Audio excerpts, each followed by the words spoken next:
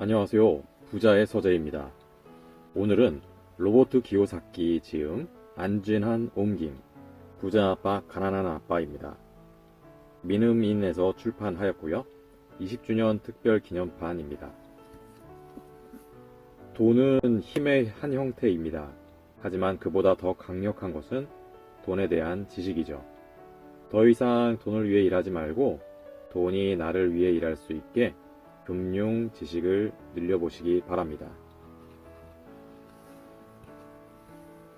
20년이 지나도 변하지 않는 것들. 비틀즈는 1967년 6월 1일 서전트 페퍼스 론리 하츠 클럽 밴드 앨범을 발표했다. 앨범은 발매되자마자 비평가들의 극찬 속에서 선풍적인 인기를 끌며 영국 앨범 차트 27주 연속 1위를 차지했고 미국 빌보드 차트에서 15주 동안 정상에 올랐다. 타임즈는 그 앨범을 음악의 진보를 향한 역사적인 출발로 평가했다. 이듬해 그래미상 시상식에서는 올해의 앨범을 비롯해 4개 부분을 석권했다. 록 앨범이 올해의 앨범에 영예를 하는 것은 역사상 최초의 일이었다. 부자 아빠 가난한 아빠는 20년 전 나의 50번째 생일인 4월 8일에 출간되었다. 비틀즈의 앨범과 달리 그 책은 즉각적인 상업적 성공을 거두지는 못했다. 비평가들의 평론도 호의적이지 않았다. 그 책의 출간과 뒤이은 평론은 비틀즈의 경우와 정반대였다. 부자 아빠 가난한 아빠는 처음에 자비로 출간되었다. 나의 제안을 받은 모든 출판사가 출판을 거부했기 때문이다. 그들은 대개 이런 말을 덧붙이며 원고를 돌려보냈다. 당신이 무슨 말을 하고 있는지 모르겠군요. 나는 대부분의 출판 관계자들이 교육 수준이 높은 나의 가난한 아버지와 비슷한 생각을 한다는 사실을 발견했다.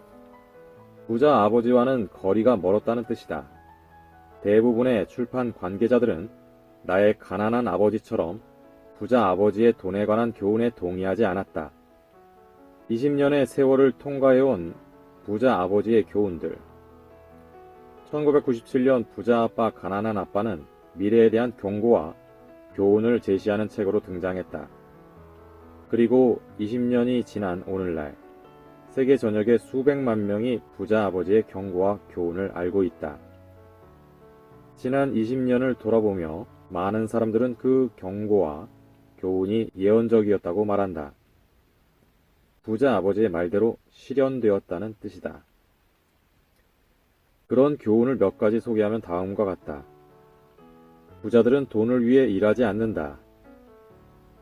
20년 전 몇몇 출판사가 내 책의 출간을 거절한 이유는 바로 부자 아버지의 이 교훈 때문이다. 오늘날 갈수록 커지는 빈부격차를 세계의 모든 사람들이 우려하고 있다.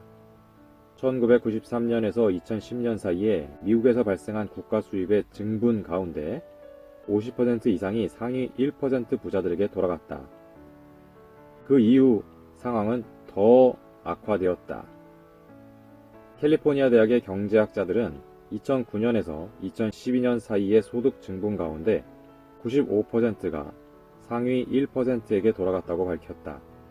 소득 증가는 고용인들이 아니라 기업가와 투자가들에게 이득을 안겨주고 있다는 것이다.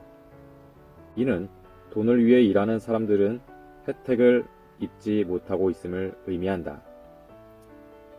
저축하는 사람은 패배자가 된다. 20년 전 대부분의 출판인들이 부자 아버지의 이 교훈에 격분했다. 가난한 사람들과 중산층에게 돈을 저축하라는 것은 모종의 종교와 같다.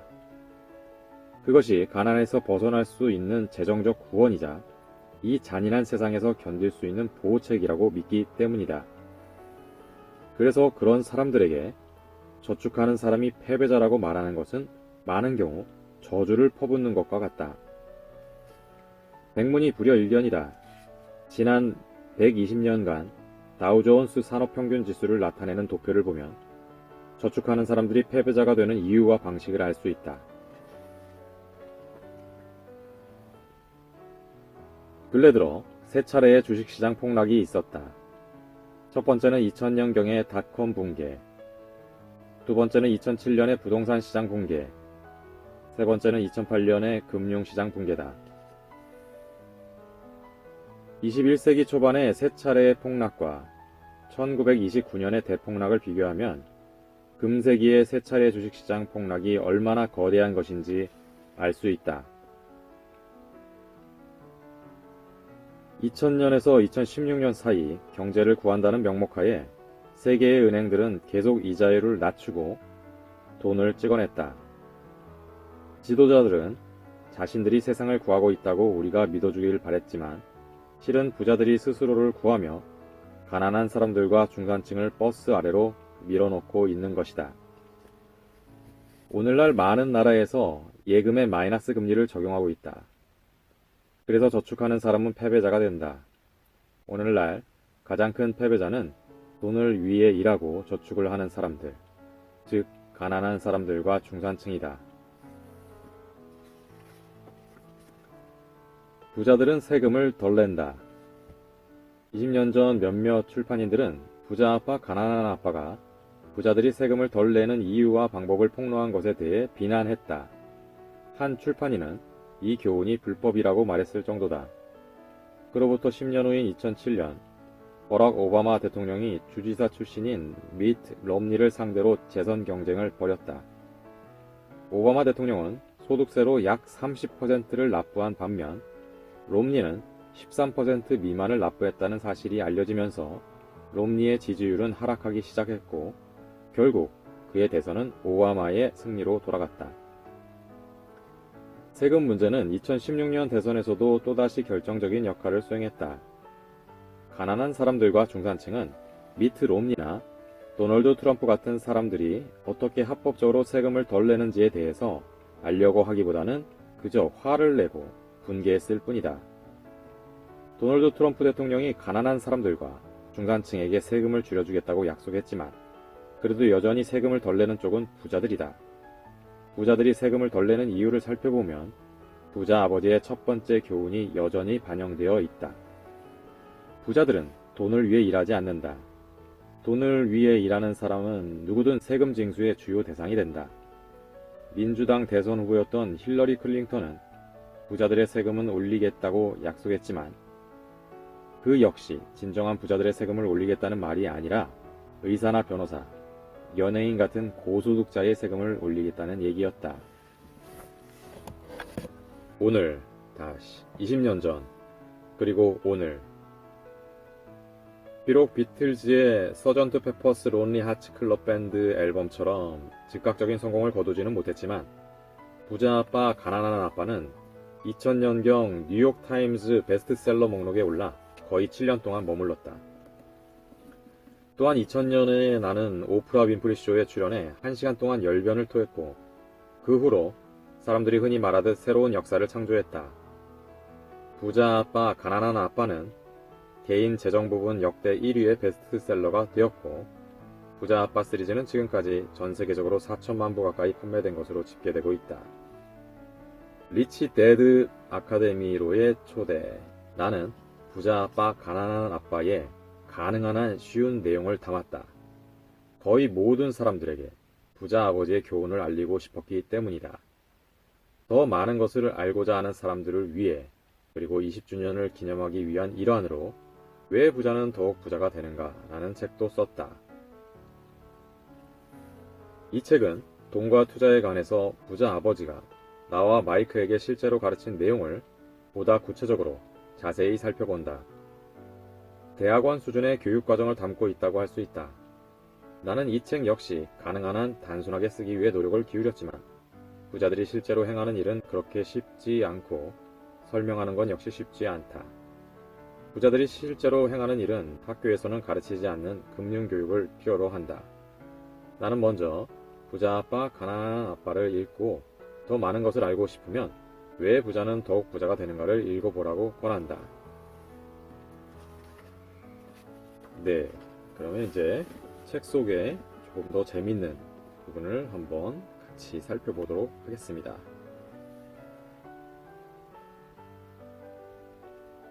부자로 가는 길을 가로막는 장애물은 무엇인가? 금융 지식을 갖추고 있으면서도 풍부한 현금 흐름을 개발하지 못하는 까닭은 다음 5가지 원인에 기인한다. 두려움, 냉소주의, 게으름, 나쁜 습관, 오만함. 자, 이에 대해 살펴보면 다음과 같다. 두려움 극복하기. 돈을 잃는 것을 좋아하는 사람은 없다. 돈을 한 푼도 잃어보지 않은 사람들은 투자를 하지 않는 사람들이다. 돈을 잃는다는 두려움은 현실적이다. 모두가 그런 두려움을 갖고 있다. 중요한 것은 두려움과 손실을 다루는 방식이다. 부자와 가난한 자의 근본적인 차이점은 바로 그런 두려움을 다루는 방식에 있다. 두려워하는 것은 괜찮다. 그것을 극복하는 한 가지 방법은 일찍 시작하여 복리의 힘이 당신을 위해 일하도록 만드는 것이다. 20살에 저축을 시작하는 사람과 30살에 저축을 시작하는 사람 사이에는 현저한 차이가 생긴다. 그러나 시간이 충분치 않거나 이른 은퇴를 꿈꾸고 있다면 어떻게 해야 하는가?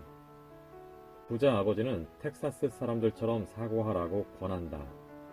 딸 때도 크게, 잃을 때도 크게. 이것이 손실에 대한 바람직한 태도다. 텍사스 사람들은 이기면 자랑을 하고 지면 허풍을 늘어놓는다. 로버트 역시 따는 것 못지않게 잃는 것도 많았다. 그는 돈을 잃어보지 않은 부자를 만나본 적이 없다고 한다. 자신의 부를 일군 사람들은 잃는 게 두려워 게임에서 발을 빼지 않는다. 알라모 전투는 비극적인 패배였지만 텍사스 사람들은 이를 위대한 승리를 향한 영감의 토대로 삼았다. 알라모를 기억하라 라는 구호를 만들었던 것이다. 실패와 손실을 덮어버리지 마라. 그것을 영감의 원천으로 만들어라. 승자는 실패에서 힘을 얻지만 패자는 실패에서 좌절한다. 록펠러는 나는 재앙이 일어날 때마다 그것을 기회로 바꾸기 위해 노력했다. 라고 말했다. 미국인들은 가장 큰 패배 중 하나인 진주만 공습 사건을 어떻게 받아들였는가? 반드시 승리해야 할 원인으로 변환시켜 세계적인 강대국으로 도약하는 토대로 삼지 않았던가? 승자는 패배를 통해 승리를 위한 영감을 자극받을 줄 안다. 그래서 자신을 위대함으로 이끌어줄 수도 있는 실패를 두려워하지 않는 것이다. 실패를 두려워하지 않는다는 것이 실패를 싫어하지 않는다는 뜻은 아님을 기억하라. 대부분의 사람들은 이기기 위한 게임이 아니라 지지 않기 위한 게임을 한다. 그래서 그렇게나 많은 사람들이 재정적으로 곤란을 겪는다. 그들은 안전하고 합리적이며 균형 잡힌 포트폴리오를 가질 수는 있지만 승리의 포트폴리오는 가질 수는 없다. 균형 잡힌 포트폴리오는 나쁜 게 아니다. 그러나 그것은 크게 이기도록 돕지는 않는다. 그러한 것은 성공적인 투자가들의 게임 방식이 아니다. 처음에는 다소 균형을 잡을 필요가 있지만 시간이 흐르면 특정 부분에 집중해야 한다. 달걀을 몇 안 되는 바구니에 몰아넣고 집중하라. 자산 부분을 구축하는 일에 복잡한 수학이 필요한 것은 아니다. 그저 실패에 대한 적절한 태도와 용기가 필요할 뿐이다. 냉소주의 극복하기. 우리는 종종 의심에 빠져 실행을 주저한다. 그리고 그렇게 안전을 추구하는 사이 기회는 날아가고 만다. 소문과 어두운 전망, 파멸에 대한 이야기가 우리의 의심과 두려움에 영향을 미치지 않게 하려면 상당한 용기가 필요하다. 그러나 능숙한 투자가들은 최악의 시기로 보이는 때가 실제로는 돈을 벌 최적기라는 점을 알고 있다. 모든 사람이 행동하기를 두려워할 때 그들은 실행에 옮겨 보상을 얻는다. 로버트는 좋은 가격에 나온 휴양지 주택에 투자하려다가 마지막 순간에 발을 뺀 친구의 사례를 들려준다. 투자가도 아닌 이웃이 너무 비싼 투자라고 말하자 그런 결정을 내린 것이다. 만약 그 친구가 끝까지 그 투자를 고수했더라면 원금의 2배를 벌고 세앙주의 레이스에서 빠져나오게 됐을 것이다.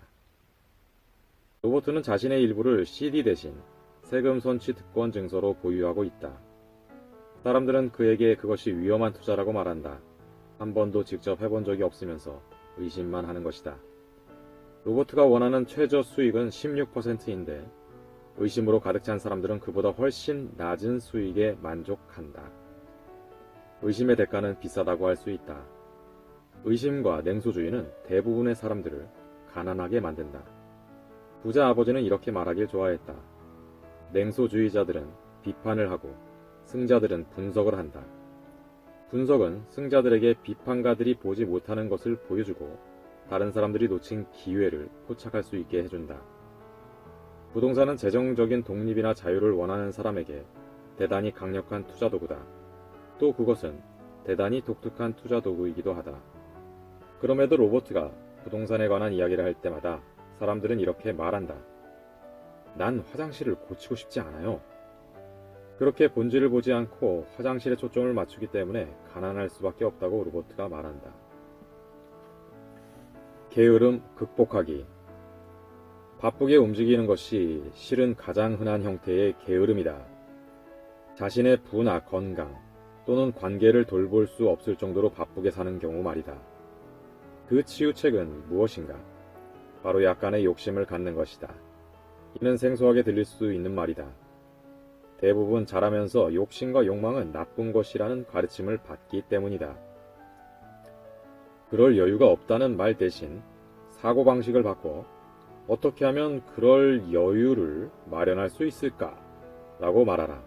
그래야 머리가 열리고 해결책을 찾는 데 집중하게 된다. 그럴 여유가 없다는 말은 거짓말이다. 인간의 정신은 아주 강력하다. 자기가 뭐든 할 수 있다는 것을 알고 있다. 무언가를 할 수 없다고 말하면 정신과 게으른 마음 사이에 갈등이 발생한다. 어떻게 하면 그럴 여유를 마련할 수 있을까는 보다 강한 마음과 역동적인 정신을 창출한다. 생쥐 레이스에서 벗어나기로 결정했을 때 로버트는 스스로 이렇게 물었다. 어떻게 하면 다시는 일하지 않을 수 있는 여유를 마련할 수 있을까? 그의 마음은 그 해답과 해결책을 분주히 내놓기 시작했다. 가장 어려운 부분은 그러한 욕심을 억누르고 죄책감을 심어주는 낡은 사고방식과 싸우는 것이었다. 그런 작은 욕심, 즉 무언가 더 나은 것을 바라는 열망이 없으면 발전은 이루어질 수 없다. 우리의 세상이 발전하는 것은 우리 모두가 더 나은 삶을 바라기 때문이다. 새로운 발명품이 만들어지는 이유 역시 우리가 더 나은 무언가를 원하기 때문이다. 학교는 왜 가고 우리는 왜 열심히 공부하는가? 더 나은 삶을 원하기 때문이다. 지나친 욕심은 해롭지만 인간의 욕심은 우리로 하여금 박차를 가하도록 돕는다. 나쁜 습관 극복하기. 성공하려면 성공적인 습관을 길러야 한다. 가난한 아버지는 늘 다른 모두에게 돈을 지불한 후에야 자신에게 지불했다. 하지만 대개는 자신에게 지불할 수 있을 정도로 남아있는 돈이 없었다. 반면 부자 아버지는 언제나 자신에게 먼저 지불했다. 심지어 돈이 부족할 때조차. 부자 아버지는 정부나 채권자에게 돈을 지불하지 않으면 난리가 난다는 것을 알았다. 그런 압박이 그로 하여금 추가적인 수입원을 찾도록 동기부여를 했다. 만약 자신에게 제일 마지막에 지불한다면 그런 종류의 생산적인 압박감을 느끼지 못할 것이다. 정부나 채권자에게 지불할 여분의 돈을 만들어내는 방법에 대해 계속 공유하다 보면 재정적으로 더욱 강해질 수 있다. 오만함 극복하기. 부자 아버지는 자신이 오만하게 굴 때마다 돈을 잃었다고 말했다. 많은 사람들이 오만함을 이용해 자신의 무지를 숨기려 한다. 로버트는 회계사나 다른 투자가들과 재무 상태를 의논할 때 종종 그들이 목소리를 높이며 허세를 부린다는 사실을 발견했다. 이는 대부분 자기가 무슨 이야기를 하고 있는지도 모를 때 나타나는 현상이다. 무지는 나쁜 게 아니다. 해당 분야의 전문가를 찾아 교육받는 방식으로 반응하기만 한다면 말이다. 비판하지 말고 분석하라. 냉소주의자는 비판을 하지만 승자는 분석을 하여 다른 사람들이 놓친 기회를 발견한다. 나쁜 습관을 극복하고 새로운 습관을 만들어라. 자신에게 가장 마지막에 지불하는 습관을 자신에게 제일 먼저 지불하는 습관으로 바꾸듯이 말이다. 너무나 많은 사람들이 실패에 대한 두려움 때문에 게임 자체에 참여하길 꺼린다. 텍사스 사람들이 알라모 전투의 비극적인 패배를 다루듯이 실패를 영감으로 이용하면 성공에 가까이 다가설 수 있다. 자, 이제 좀 곰곰이 생각해 볼 시간이다. 이렇게 자문해 보라. 로버트는 무엇을 말하고 있는가? 그리고 그가 그렇게 말하는 이유는 무엇인가? 로버트의 말에 동의하든 그렇지 않든 상관없다. 기억하라. 이 커리큘럼의 의도는 협력과 지원에 있다. 백지장도 맞들면 낫다고 하지 않는가? 로버트가 말하는 말을 이해하지 못한다고 해도 부끄러워하거나 도외시할 필요는 없다. 몇 사람이 모여 의견을 교환하면 더욱 쉽게 이해될 수도 있다. 다음의 문장들을 시간을 갖고 차분히 완전히 이해할 때까지 토의해 보길 바란다. 부자와 가난한 자의 1차적인 차이점은 두려움을 다루는 방식에 있다. 나는 골프공을 잃어버린 적이 없는 골퍼는 한 번도 만나보지 못했다. 실현을 한 번도 해보지 않고 사랑에 빠진 사람도 본 적이 없다. 그리고 한 번도 돈을 잃지 않고 부자가 된 사람도 만나본 적이 없다. 대부분의 사람들이 금전적으로 이기지 못하는 이유는 돈을 잃어서 느끼는 고통이 부자가 되어서 얻는 즐거움보다 훨씬 크기 때문이다. 부자 아버지는 실패가 자신을 더욱 강하고 똑똑하게 만든다는 사실을 알았다. 이는 그가 잃는 것을 좋아한다는 의미가 아니다. 다만 자신이 누구고 어떻게 손해를 다루어야 할지 알고 있었던 것 뿐이다. 그는 손실을 받아들이고 그것을 결국 승리로 바꾸었다. 텍사스 사람들은 실패를 덮어버리지 않고 오히려 거기서 영감을 얻는다. 실패를 받아들여 그것을 구호로 전환시킨다. 두려움과 의심이 머릿속에 파고들면 누구든 어느 정도 겁을 먹기 마련이다. 생쥐 레이스에서 빠져나오는 것은 기술적으로 쉬운 일이다. 교육이 많이 필요하지도 않다. 그러나 안정성에 대한 의심이 대부분의 사람들을 절룩거리게 만든다. 나는 그럴 여유가 없다. 라는 말은 슬픔과 무력감을 야기하고 이는 다시 낙담과 종종 우울증으로 이어진다. 내가 어떻게 그럴 여유를 마련할 수 있을까? 라는 말은 가능성과 흥분, 꿈을 열어젖힌다. 나 자신에게 먼저 지불하면 금전적으로, 정신적으로, 그리고 재정적으로 더 강해진다. 돈과 금융, 투자 분야에는 자신이 무슨 말을 하는지도 모르는 사람들이 참 많다. 자, 이제 이 장에서 이해한 바를 당신의 삶에 적용할 시간이다. 아래의 질문을 자신에게 던져보거나 스터디 그룹에서 토의해 보길 바란다. 솔직하게 답하는 것이 중요하다는 점을 잊지 말아라. 자신의 답변 일부가 마음에 들지 않는 경우 스스로 기꺼이 변화할 의향이 있는지, 자신의 생각과 사고방식을 바꾸는 도전을 받아들일 의향이 있는지 자문해 보라. 실패에 대한 두려움을 경험한 적이 있는가? 당신은 그 두려움을 떨쳐낼 수 있는가? 어떻게 그럴 수 있었는가? 부자 아버지는 텍사스 사람들과 같은 태도를 지니라고 권했다. 이기든 지든 크게 놀고 크게 지더라도 그것을 구호로 만들라고 말이다. 당신이 그런 태도를 취하는 데 있어서 가장 마음에 걸리는 것은 무엇인가? 그런 태도는 당신을 흥분시키는가? 아니면 겁먹게 하는가? 주변의 냉소주의자가 당신의 리스크 감수 행위를 만류하면 어떻게 반응하는가? 특히 이길 가능성이 높다고 믿는 상황에서 그런 냉소주의를 접하면 어떻게 하는가? 하고 싶지 않다는 이유로 특정한 투자 도구를 기피한 적이 있는가? 예컨대 난 화장실 고치기 싫어서 부동산에는 투자 안 해. 그러한 투자 기회를 다음번에 다시 만나면 다르게 반응할 마음이 있는가? 약간의 욕심이 게으름을 치유하는 해법이라는 견해에 동의하는가? 그 이유는 무엇인가? 욕심이나 열망에 빠져 무언가에 매달려 본 적이 있는가? 당신은 청구서에 먼저 지불하는가? 아니면 자신에게 먼저 지불하는가? 만약 전자에 속한다면 그런 습관을 바꾸기 위해 밟아야 할 단계는 무엇이라고 생각하는가? 오만함 때문에 기회를 상실한 적이 있는가? 거기서 무엇을 배웠는가? 당신이 잘 모르는 금융 지식 분야는 무엇인가? 그에 대해 배우려면 당신은 어떤 방법을 모색할 수 있는가? 돈은 힘의 한 형태입니다. 하지만 그보다 더 강력한 것은 돈에 대한 지식입니다. 더 이상 돈을 위해 일하지 말고 돈이 나를 위해 일할 수 있게 금융 지식을 획득하시길 바랍니다. 여러분들 오늘 더 부자 되시기 바랍니다. 감사합니다.